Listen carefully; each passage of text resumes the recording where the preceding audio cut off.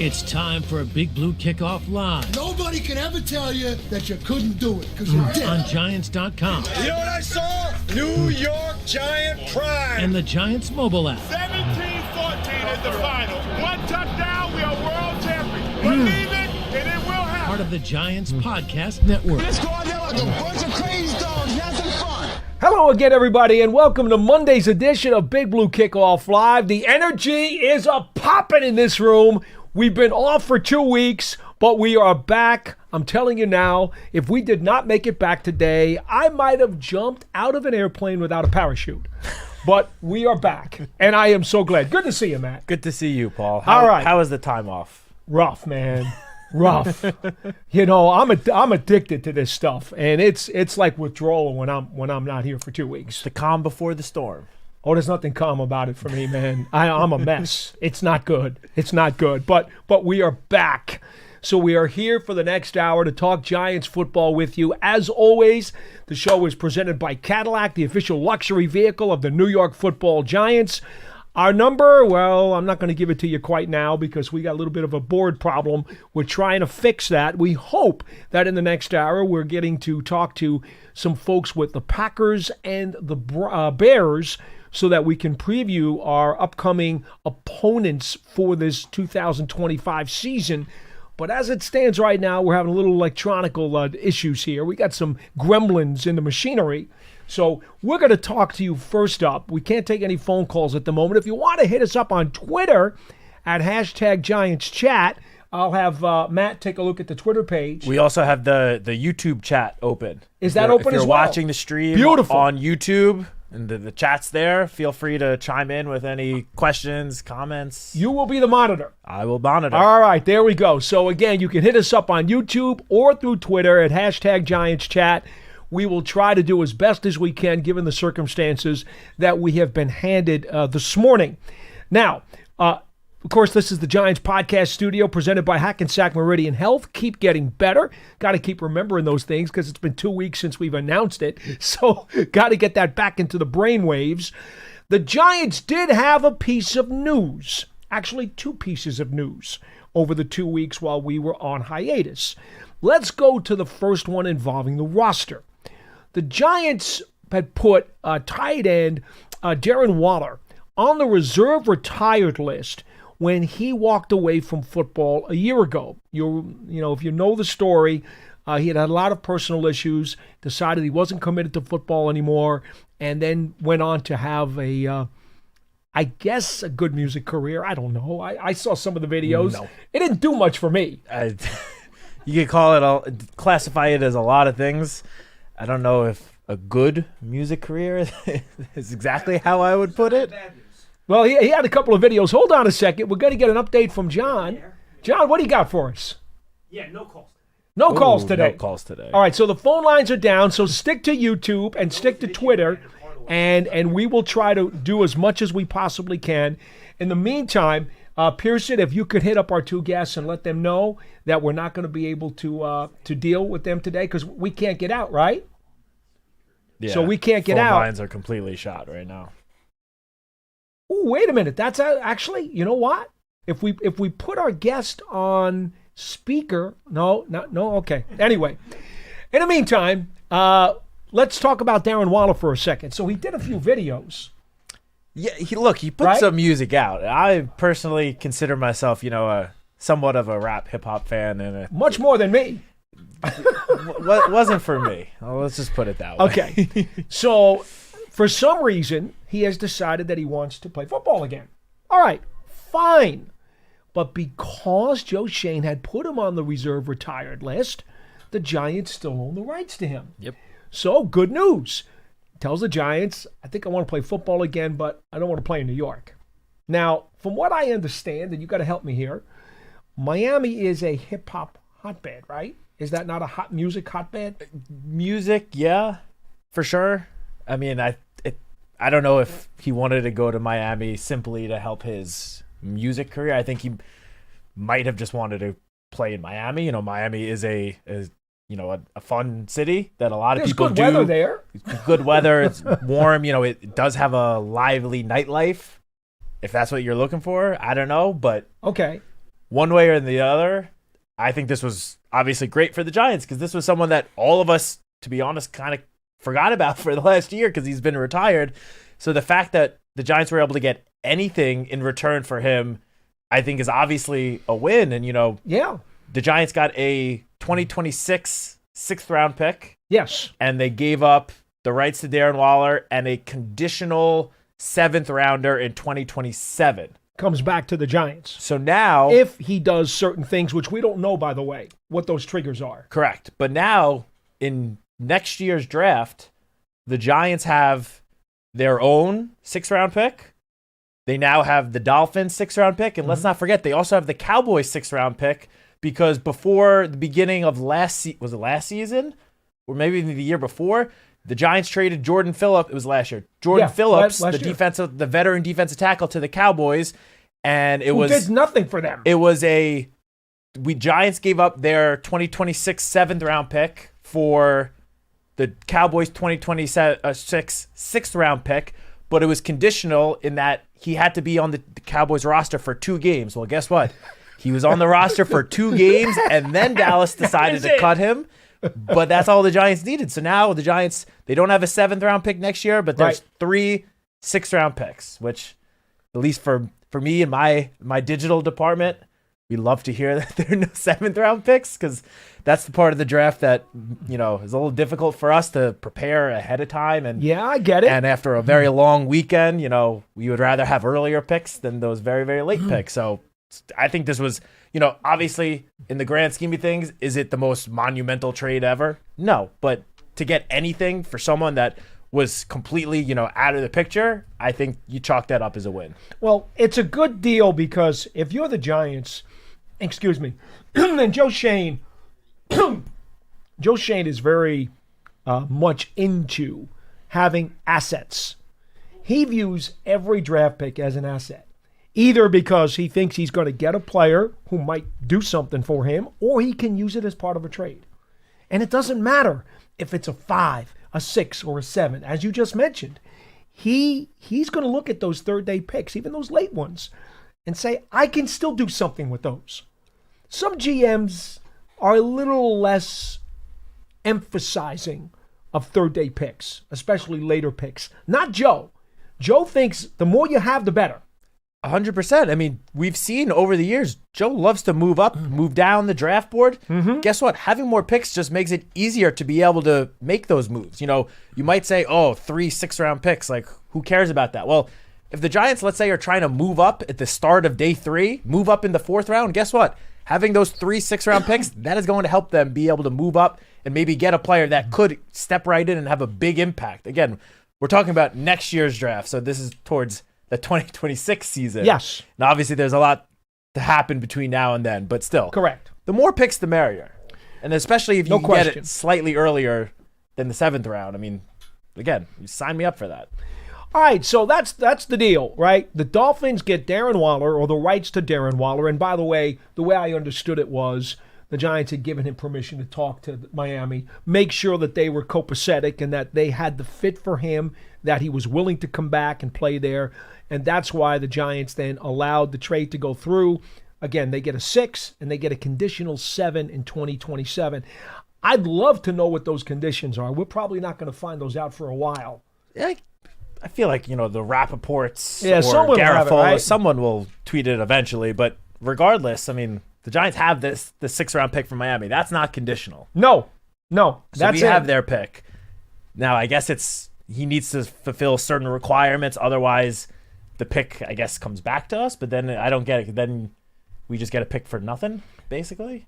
No, the pick for Waller. The 6th rounder in 26 is in stone. Yeah, that is set. And I guess the 27, whether we give up the 2027 7th-round pick depends on Waller meeting whatever conditions he needs to with Miami. Right. Otherwise, that pick just comes back to us. No, it goes back to them. They're giving it up. No. The Giants gave up the conditional 2027 7th-round pick. The only thing the Giants got in this trade was the 2026 6th-round pick. Look, this is from the website. Okay.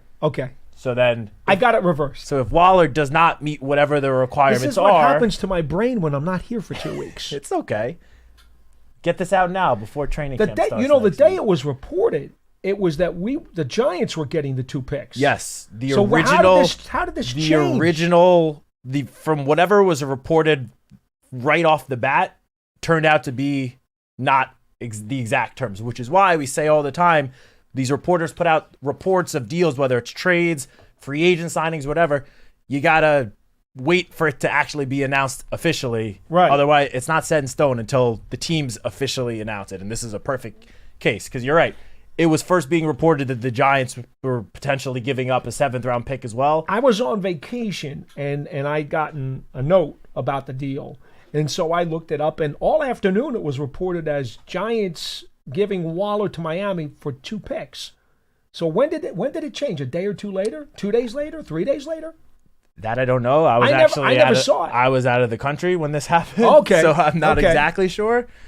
But yeah, I mean, the terms again. I never think saw these that are, update. These Okay. are great terms for the Giants. You know, Sure they are. at the most that the Giants are giving up is a 2027 7th-round pick. Again, because Darren Waller was not playing for the Giants again. So No. So the most the Giants are giving up in this deal is a 7th-round pick in 2027. And again, if Waller does not meet whatever conditions are required to fulfill that part of the trade, then the pick comes back. And the Giants basically just got a 6th-round pick next year for basically nothing. So again, not the biggest trade ever, but it is definitely a plus and a small W for the Giants. Oh, yeah, going for into sure. next year's draft. For sure.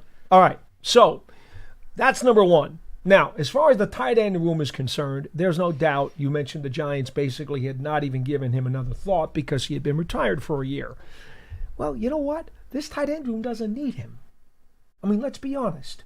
Between Theo Johnson and Daniel Bellinger and Manhurts, Dulcich, the Giants, Fedoni, Giants have tight ends from here all the way down to Hoboken.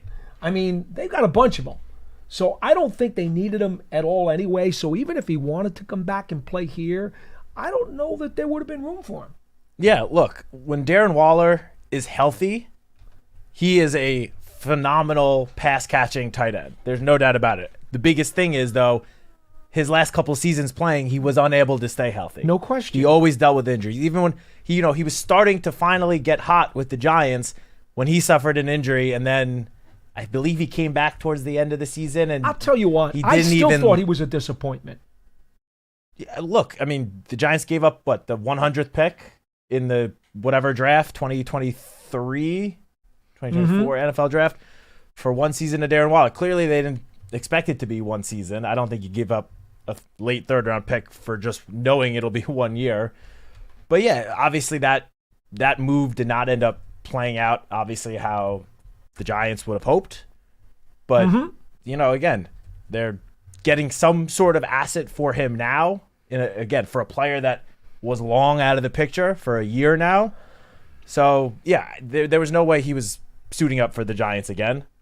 The Giants, it seems like the Giants are pretty content with their tight end room right now. I know there's been so much buzz around Theo Johnson these last couple of months, starting with Russell Wilson. I mean, again, we've spoken about this. Loves him. That Russell Wilson loves him and speaks about him all the time. And, the group of tight ends are part of the group that Russell Wilson, I'm sure it was Russell Wilson leading the way, but the Giants offense basically met last week. I want to say in San Diego for one of those big throwing sessions. Yeah. And the tight ends were there. I believe it was Manhurts, Theo Johnson, Bellinger, and I want to say Fedoni. I'm not positive if I Fedoni didn't was there. see the list. What I did see was that there were 18 offensive players, I believe. Yeah, I saw the group photo with I didn't see a picture. I assume was all of them, if not most Okay. of them. Okay. And for sure, Bellinger, Theo, and Chris Manhurst were there. I want to say Fedoni was there as well. I'm just not 100% positive. Mm-hmm. But yeah, the Giants are happy with the tight end room. They want to see what Theo Johnson could do. I think they expect a pretty big season from Theo Johnson, honestly. He had that foot injury last year right as he was starting to heat up. But he's been a full go since the start of spring practices. So there's no reason to believe once training camp starts next week that he won't be fully out there participating and doing everything. And then it's a big year too for him. And now with what we hope to be more consistent quarterback play, Theo Johnson could be the one of the players that makes the biggest jump this upcoming season. Oh, there's no doubt. He certainly could be. He has all the tools for it. The other news item that kind of happened while we were gone for 2 weeks, Eli Manning and his group apparently are not going to make any attempt to bid for the 10% of the Giants, which still leaves Michael Strahan and his group in play. But we don't have any details or any information on any of that other than Eli apparently was on a pod or somebody's show, and he is no longer part of the group that's going to be in the running. They've pulled out of it. I think Eli's quote was something about maybe it's too expensive. Yeah, shocker. Buying a piece of an NFL franchise, too expensive. I mean, it goes for most of us. I was just going to say, I mean, if there's anybody who might be able to do it, right? But not to be. So that was the other piece of news that came out over the last 2 weeks. Frankly, it was really slow, and that's what you want. Now, I did see, and I'm not going to go into any details on this one, but there was another fireworks issue with another player this summer. And I only bring that up, and I don't want to get into it. I only bring it up for one reason, and one reason only. Because when we tell you at the end of our programming, and we go on hiatus for the summer, and when we say, look, in all honesty, every coach and GM is scared about getting that phone call that somebody did something either accidental or foolish, and it turned out to be a bad thing. Because 95% of the time, if you get a call during this month, the early part of the month, it is bad. It's usually not good. And lo and behold, it happened. Now, again, I don't want to get into it because I don't want to make any judgment, pass any judgment on the player who was not a New York Giant. But they're talking about the fact that he had an injured eye. There seems to be some conflicting reports about how serious it is. They are, by the way, on the Giants' schedule this year. They do play the Giants. This is the Chargers. That's what I mean. Yeah, I don't know if you said the Chargers. I purposely didn't say because I didn't I'm not saying who, but okay. So yes, the Chargers do play the Giants this year, and this is a predominant player. I mean, this is a name, okay? And if for whatever reason he can't play, yeah, that's a big deal. Now, again, they're not saying for sure. There seems to be some reports that says it's not going to be that bad and he'll be back right away. There's others that say he might not be. So, but this is why we talk about that. It's a legit stressor for every coach and GM. Yeah, look, the dead period is when the period between minicamp ending and training camp starting. And we say every year, all the time, that is the time of year, a 5-week period, as much as it might, make our jobs discussing, trying to come up with things to talk about for an hour each day a little more difficult. But that is the time period where you want no news. Because most of the time, if you do get news, it's not good news. Obviously, there was an exception this year. The news about the Darren Waller trade came out of nowhere. Yeah. That was during this dead period, and it ended up being a positive bit of news. But for the most part, around the league, any news that comes out about a player now is not good. Whether it's the fireworks issue with that player, another player got arrested this past weekend, like no good comes from someone making headlines right now. That is why you are completely right. The one thing when minicamp is over that you pray is that all your guys are just staying out of the news until training camp comes around. That's it. And so far, at least, that has been the case with the Giants. The only news has been, the offensive players getting together for a throwing session in San Diego. That is obviously perfectly okay. It's great. But yeah, this is the time of year where you want everyone staying out of the news. You want quiet. Let the headline start next week when the players report, or even tomorrow when the rookies report. Nothing until then, which, again, at least for now, has been the case with the Giants. So we'll take it. All right, so that's where it is right now. We will go to YouTube. We've got a question from Mark Bennett. Wants to know, does trading Darren Waller save anything toward the cap? It has nothing to do with the cap.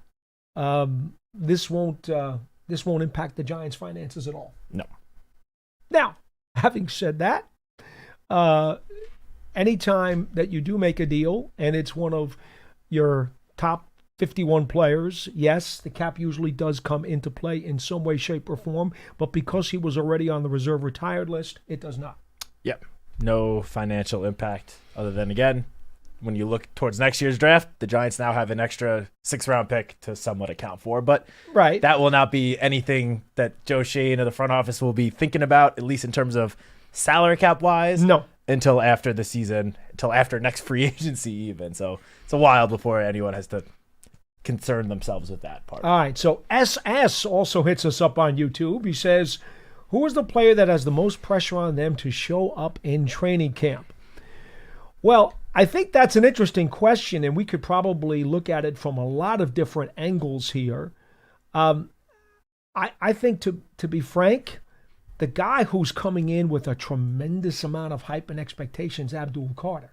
I think everybody expects him to come in and erupt right away. There's a lot of hype on him, and justifiable.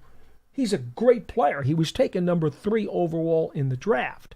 So I totally understand if you want to look at it from a hype perspective. If you want to look at it from a more realistic perspective, I think Andrew Thomas, coming off his injury, we've talked about this at left tackle. He is such a critical part of what the Giants do, because when he has been out with injury, the offensive line has crumbled. So there's a tremendous amount of pressure. It may not be self-induced. Maybe he doesn't feel it. But there's a lot of pressure on this offensive line to do well, and Thomas is the linchpin. For sure. I mean, you and I have spoken about that countless number of times on No the doubt. show. I wouldn't put him in that category, though, only because the only thing with Andrew Thomas showing up at training camp is whether or not he's healthy. If he's out there, I don't think any of us have much concern about his level of play. No, not at all. It's just put him in bubble wrap and don't let him get injured. Yeah. Whether or not he actually is, out there and participating fully, that is certainly a big question. That's not how I read the question. There's a lot of ways to look at it. The way that I Please. read the question is just which player needs to, I guess, I know they put show up, but I think they meant step up and have a strong summer training camp performance. And for me, there's just 3 guys immediately that come to mind, and I don't think it's frankly close between these 3 and then the rest. I'll start on defense because there's only one guy on defense I think is looking at some pressure, and that is Deonte Banks. Because he's heading into year 3. He had a rookie year that he showed flashes of being, that number 1 corner for the Giants. And then last year did not take the year 2 step that the Giants and he himself probably hoped that he was going to take. So going into year 3, I think he has some pressure. I mean, the addition of Paulson Adebo does help take some pressure off because Paulson Adebo is the team's number 1 cornerback now. They signed him to a contract. He's getting paid to be a number 1 corner. He will most likely, I would think, be matching up against the other team's top wideout more often than not. I don't know if he will necessarily shadow across the field.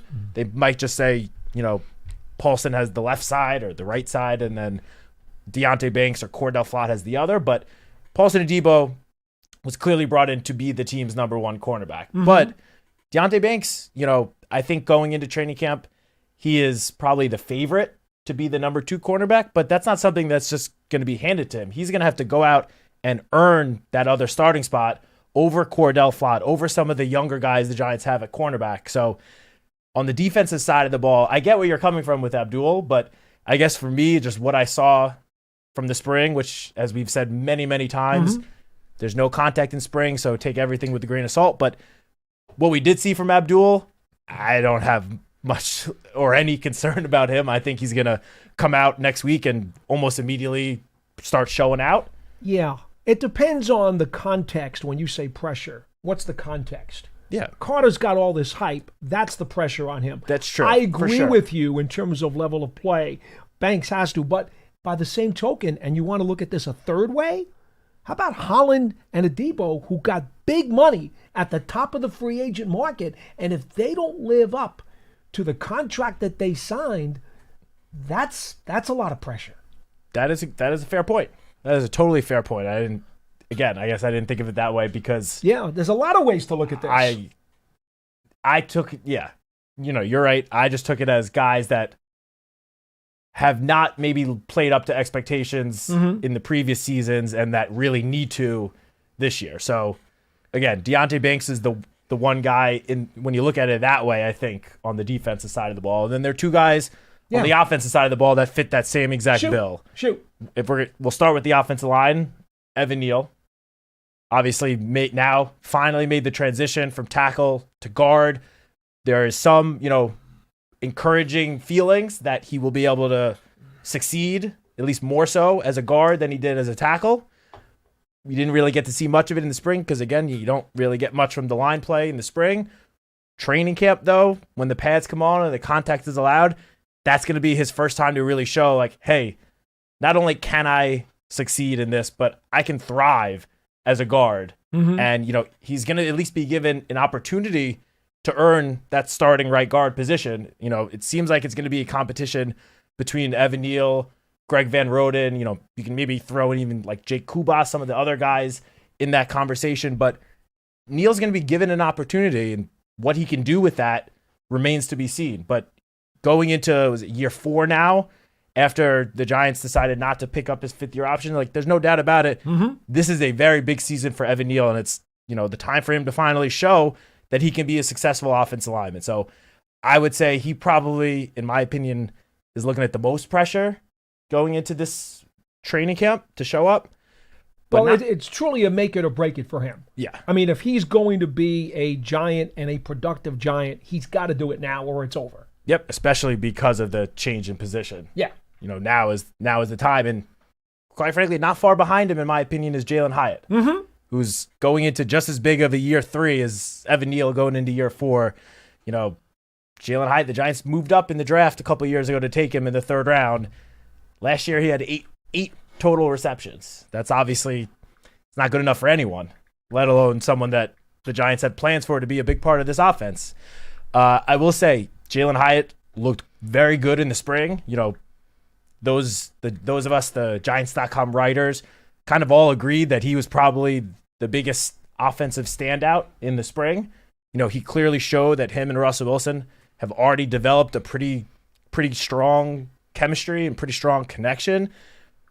But again, similar to the offensive line play, you definitely can gain more from the wide receiver cornerback matchups, but in those matchups, the cornerbacks, there's no press coverage. They're not allowed to make contact with the receiver. So once training camp starts and those cornerback wide receiver matchups can be legit matchups, they can play the way that they would in the actual game, that will be a chance for Jalen Hyatt to show that his strong performance in spring wasn't just a fluke, and that it was the start of what we hope to be a strong year 3 in the Giants offense. I totally agree with Hyatt. In fact, I probably would have put him even ahead of Neal, to be honest. That's totally fair.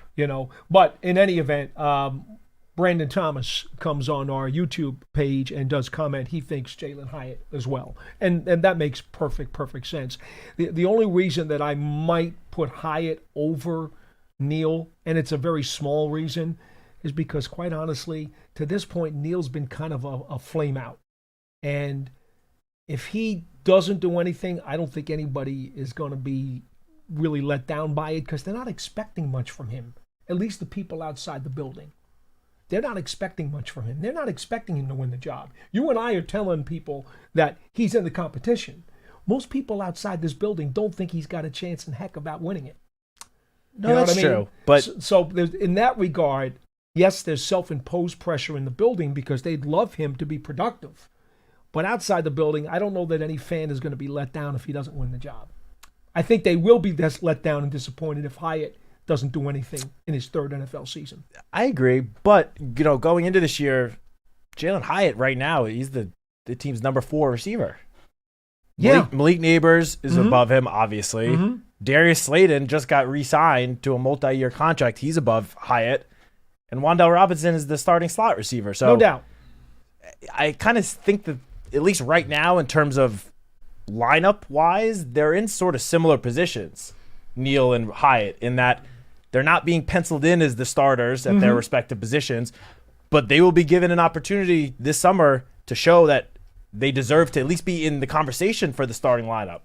I do think Evan Neal has a, easier path to the starting lineup than Hyatt. Yeah. Sure. Because it would be tough at this point, in my opinion, for Hyatt to leapfrog Darius Slayton, and they do have similar aspects to their game. But if Hyatt can have a strong training camp and show that, he's taken a step in year 3, the Giants will find ways to get him on the field, and he will be given an opportunity to make an impact on the offense. Look, for sure. I may not be reading outside correctly here, but I still think that there are people outside the building who have some hope and expectation for Jalen Hyatt. I think most Giant fans have already given up on Neal. To me, that's the difference between the two guys. I do think there's expectations at least outside. A somewhat, somewhat, I guess, uprising in encouragement about Neal with the move to guard. I hope so. From outside the building, I've just, too many people have just buried him already that I think in a lot of Giants fans' minds, he's already forgotten. Yeah, well, honestly, the best way to think about it now, in my opinion, is just go in with low expectations, yeah, right? And if he exceeds them, great. And if not, it's what you expected. All right, it's Dry X on YouTube says, what do you think our floor is this season, given we have the hardest schedule? I mean, if you're looking for a one-loss record, you're not going to get that from us because there's no point in predicting a number of wins or losses. I think we all in this building and people on this show in particular believe that the roster is improved. I don't think anybody can argue against that. This roster is better. 100%. Now, how much better? That's hard to say. And then how many wins will it translate into? That's even harder to say. So I'm not touching that one unless you have a floor you'd like to offer. No, I don't want to give a win-loss number either. It just doesn't make any sense.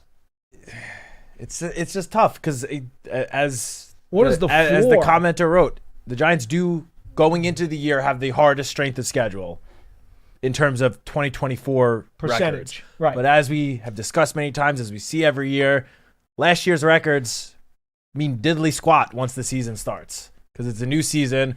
So many teams go through big transformations, whether it's the coaching staff or the rosters themselves.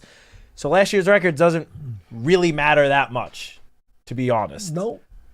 But at the same time, if just looking at the opponents, most of the Giants' opponents this year made the playoffs last year. That's obviously tough going into the year. Tough. Thanks for reminding us. It's just the simple facts. So I'm with you. I don't want to give a floor. I mean, it's going to be a difficult schedule no matter how you put it, no matter how you look at it. But if the Giants can play up to their own expectations, then the difficult schedule won't matter much. Here's what I will say. I will give you somewhat of an answer, and it's a really weak one. But since you asked, I'm going to attempt to give you a response. The floor for me is that they will be competitive well past what we've seen the last few years when Halloween, Thanksgiving, the Giants were already out of the race. I will say this. I do think the floor is, at the very minimum, we get to Thanksgiving, you'll still be interested in looking at the standings and the scoreboard. That I will say. I think the team is going to be competitive at least 2/3 of the way through the season. I hope for more. I'm personally expecting more, but I'm going to say the floor is, for at least 2/3 of the season, you're going to be able to sink your teeth into Giants football without having to worry about being out of it. Yeah. How's that sound? I can see that. And honestly, I think just no matter what the win-loss record might be throughout the season, this is the year that I feel like everyone is going to be keeping a very close eye on the Giants the entire season because obviously we've spoken about Abdul Carter, but there was another first-round pick the Giants made, which we don't know when Jackson Dart will get into the game action. We went for almost 45 minutes without mentioning his name. We don't know when he's going to go in, obviously. Paul and I have absolutely no idea. We can guess, but we don't have any actual idea. It depends on how the season is going, but chances are he will get in at some point. And then whenever he does get in, how he performs, that's going to obviously be a very, very big storyline for the Giants.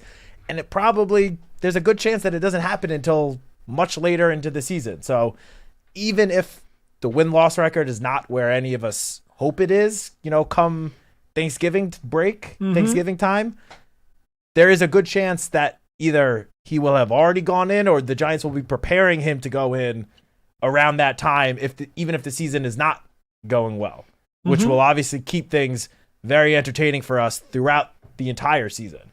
Because even if the Giants win-loss record, is not that great this year, if Jackson Dart goes in, even if it's for the last month of the season, the last 4 games after the bye week, if he comes in and plays well and looks really strong, that will give all of us so much confidence going into next year that this team is ready to take a really big step up.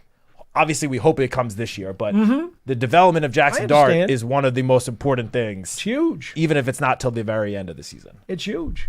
Jeff Smith wants to know, what will the rookies do next week besides getting weighed and running around in shorts, helmets, and T-shirts, Paul? Okay, Jeff, not a whole lot. They'll get acclimated. That's what this is about. This is about getting them back in here this week. They come in tomorrow, okay? And they will slowly be weaned into the process of being a rookie NFL player. It's just that simple. Next week, on the 22nd, the Giants players, the veterans, the rest of the roster, is required to report.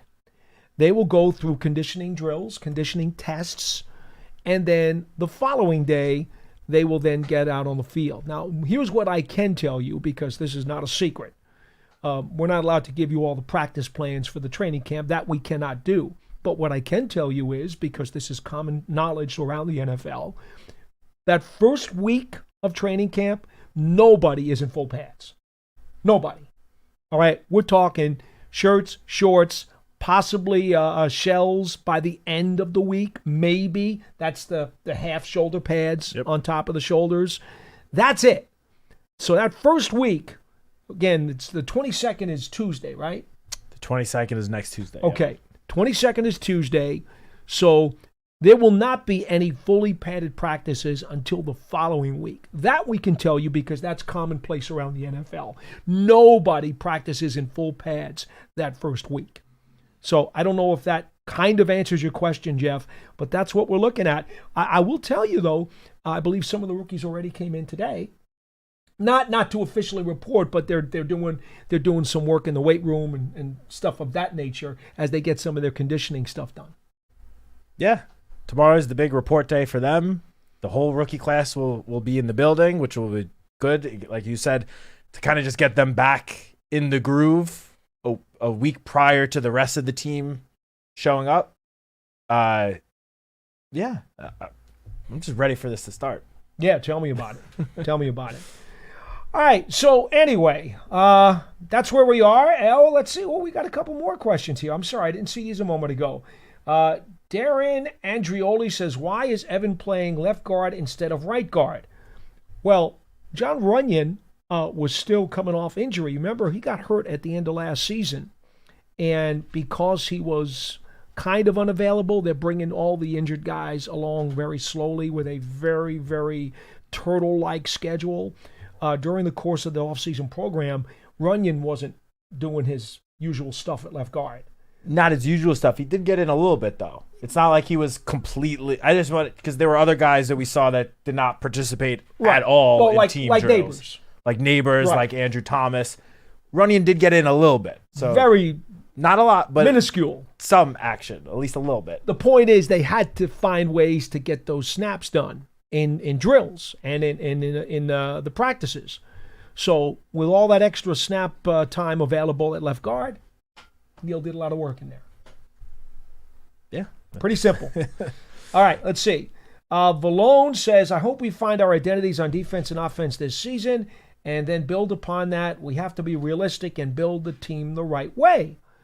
Well, I don't know that anybody would disagree with that. I mean, what did we hear from the coaches? I want to say both Dable, was it Mike who also said it, Kafka, or was it only Shane Bowen? I'm going to jog your memory here for just a second. But at least two of the three coordinators talked about how they did pile a lot of stuff onto these guys during the offseason, as coaches usually will do, because they want to know how much these fellas can retain. I got the impression, especially when Dable was talking about Dart, that they really stressed him out by giving him a lot to lift, and he did a pretty good job of retaining stuff, at least at that point. Yeah, I mean, at least the first part, Jackson Dart himself said that the team gave him a whole lot, and that at the very beginning he felt, maybe a little bit overwhelmed, but then he very quickly was able to adapt and pick things up, and he said it wasn't long before he was just feeling very comfortable in this offense, which is obviously very great and encouraging thing to hear from a rookie, going into a completely new system. But yeah, just going to the question V-Lone put, yeah, this is completely right. Having to be realistic is the biggest thing I take from this comment, because to be realistic, the Giants won 4 games last year. You can't expect to go from 4 wins to 14 wins overnight. Well, 3 wins. Sorry, it's all right. Yes, 3 wins to 14 overnight. We're both rusty today. It's building. It's a process to build a team the right way, and I do have a lot of confidence that is what have been being done the last couple of off seasons, and I do think the team will take a step in the right direction. Now, will that be as big of a step as some fans probably hope? Maybe not.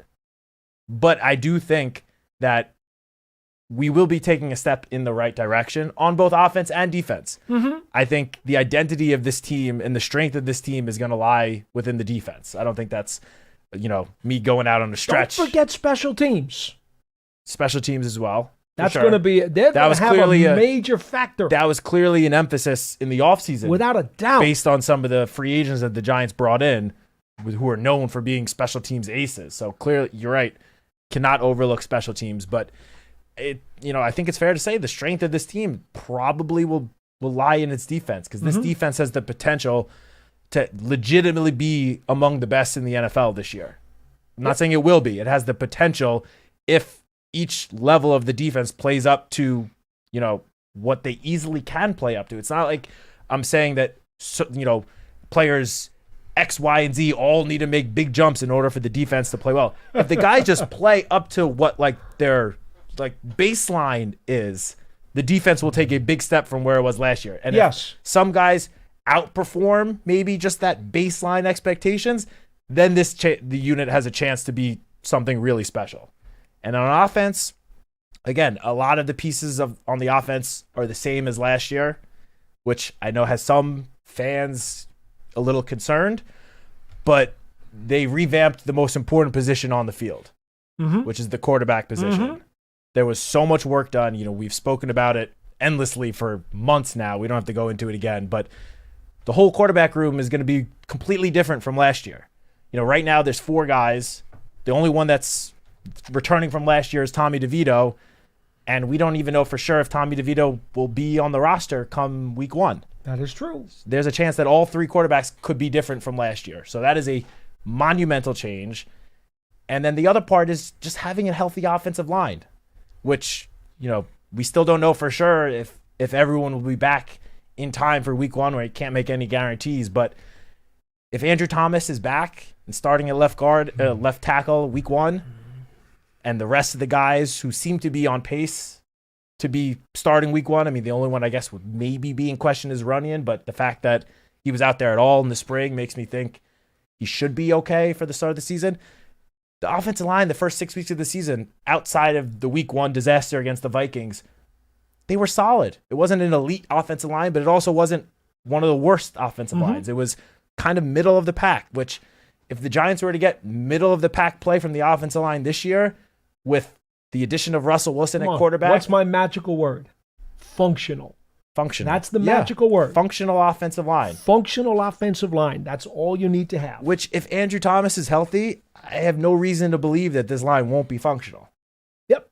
And now, that might be a big if, because we don't know what the status of Andrew Thomas is. But if he is out there and the rest of the starters are out there with him, I don't see how this won't be at least a functional offensive line, which is all this offense needs to take a big step from where it was last year. Now, AJS, and I guess that's an abbreviation. I don't think it's AJs. I think it is AJS, says we're going to the playoffs.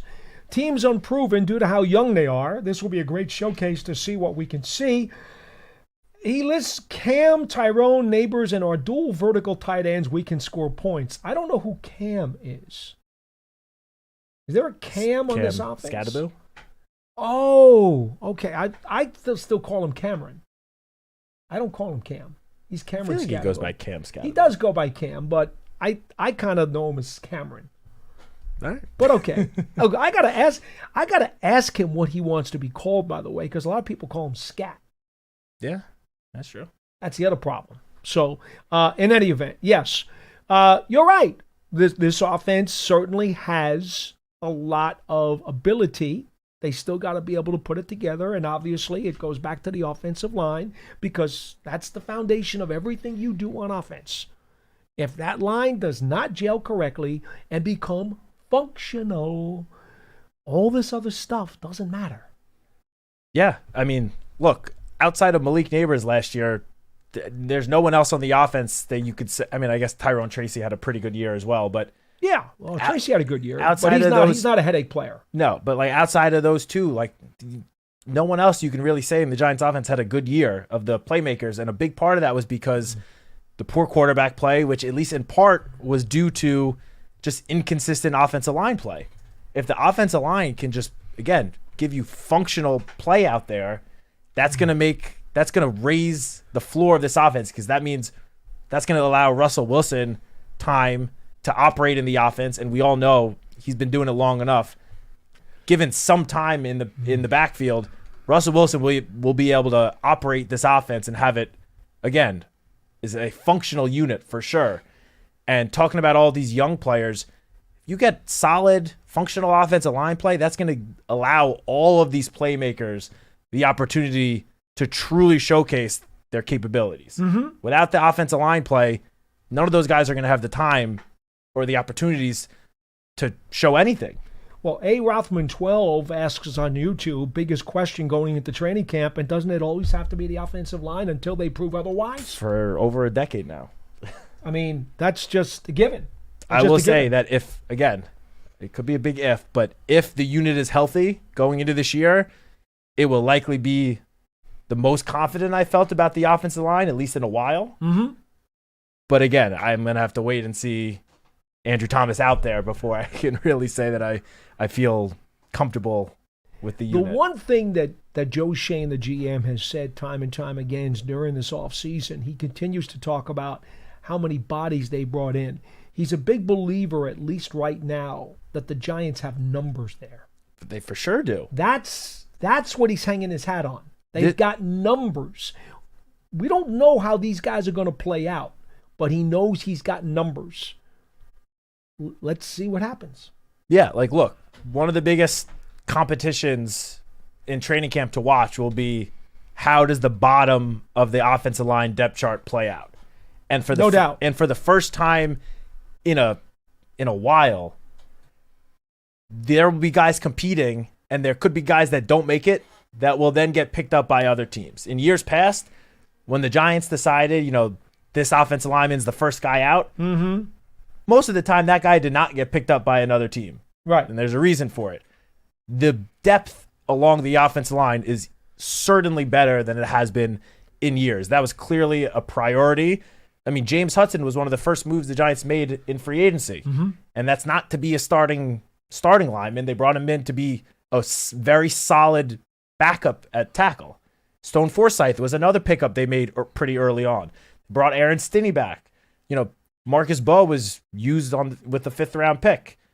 The Giants prioritize, just like they, we talked earlier with bringing in some special teams aces, clearly having depth along the offensive line so there wouldn't be a situation like there was last year or even the last 2 years. Clearly that was a priority for Joe Shane in the front office this offseason. All right, we got a couple of more quarterback comments here.